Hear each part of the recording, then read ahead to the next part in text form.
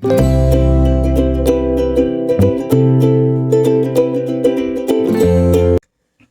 sejahtera, selamat datang ke channel Fels Lifestyle.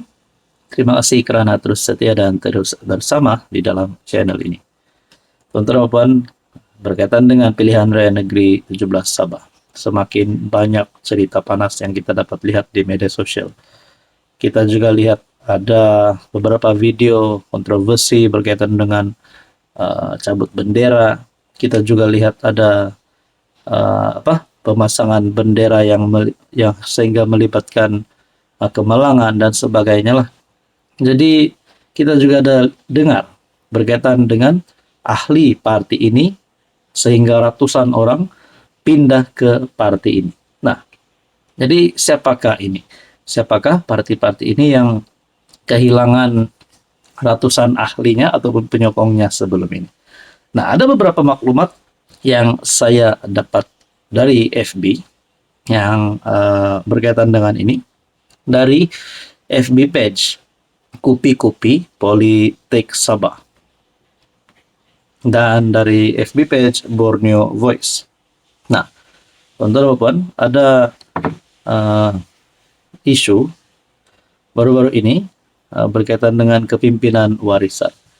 Nah, pasti kalau ada kenyataan yang panas, bukan saja daripada netizen yang memang tidak menyokong warisan, tetapi orang yang tidak berminat dengan politik pun kalau mendengar kenyataan dari salah satu, saya pun tidak tahu beliau ini pemimpin ataupun hanya penyokong, tapi beliau kata KDM nih suka minum sehingga mabuk, suka haus-haus, dan akhirnya netizen memberikan satu kata untuk beliau di ruangan komen. Apabila beliau kata KDM nih, orang-orang KDM nih suka mabuk-mabuk. Nah, oke. Sebelum saya teruskan, izinkan saya perkenalkan. Ini adalah transfer factor terapi imun. Pada Anda di luar sana yang ada masalah kesehatan, penyakit berulang, terapi imun adalah jawaban kepada doa Anda. Sekiranya Anda ingin mendapatkan tips sembuh, tips terapi imun, Anda boleh menghubungi nomor yang tertera. Nah, mungkin ini menjadi penyebab kepada kekalahan warisan. Pertama, apabila ada penyokong yang membuat kenyataan sedemikian. Dan baru-baru ini berkaitan dengan saya ada dengar di FB rasuah anak saudara Syafiq Abdal. Dan saya dapat lihat di FB Kupi-Kupi Politik Sabah, staf menerima ratusan ahli warisan. Dan yang sebelumnya ada yang daripada FB Kupi-Kupi Politik Sabah, 300 ahli warisan keluar parti serta GRS di Darau. Nah, kelewatan Pen Borneo. Nah, satu lagi pendedahan dari FB Borneo Voice. Bekas pegawai khas TPM 2018 sehingga 2020. Bongkar, Syafi adalah penyebab proyek Pen Borneo tidak berjalan mengikut jadwal. Nah, tidak tahu benar atau tidak, tapi kalau perkara ini benar, kalau Syafi Abdal sebagai presiden warisan menjadi penyebab kepada proyek Pen Borneo tidak berjalan mengikut jadwal, pasti ada satu unsur rasuah ataupun unsur penyalahgunaan kuasa. Nah, kalau perkara ini benar. Dan beberapa perkara yang berlaku, insiden cabut bendera oleh calon dari parti warisan, dan juga berkaitan dengan kenyataan bahwa ada ratusan ahli warisan menyertai STA dan juga JRS, pasti boleh menjadi penyebab kekalahan kepada warisan, tapi bukan menyeluruh, mungkin di beberapa kawasan. Jadi teman-teman, itu adalah beberapa yang panas saya lihat di media sosial.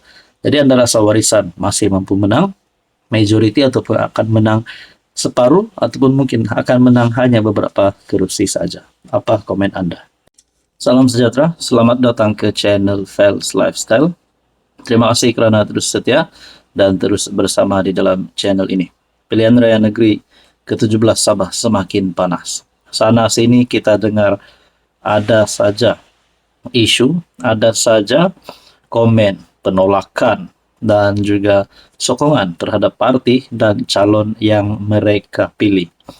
Sabah memilih. Akhirnya, saudara-saudara, rakyat Sabah mahu memilih calon ataupun parti yang memang bekerja. Dan dalam masa yang sama, ada saja isu yang akan ditunggang untuk menjatuhkan ataupun membawa niat jahat ataupun niat buruk terhadap calon ataupun parti tertentu. Saya mendapat satu maklumat dari laman media sosial, laman Facebook Sabah News 2.0 kali ini menyebut rasuah anak saudara Syafiq Apdal. Seperti yang kita tahu, Syafiq Apdal adalah presiden Parti Warisan, antara parti yang saya boleh kata berpengaruh di Sabah. Oke, sebelum saya teruskan, izinkan saya perkenalkan. Ini adalah transfer factor terapi imun for life. Kepada Anda di luar sana yang ada masalah kesehatan, penyakit berulang.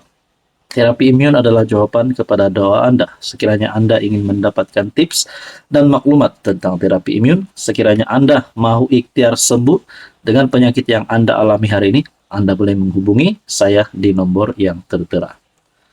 Saudara-saudara, saya mendapat maklumat ini dari FB Sabah News 2.0.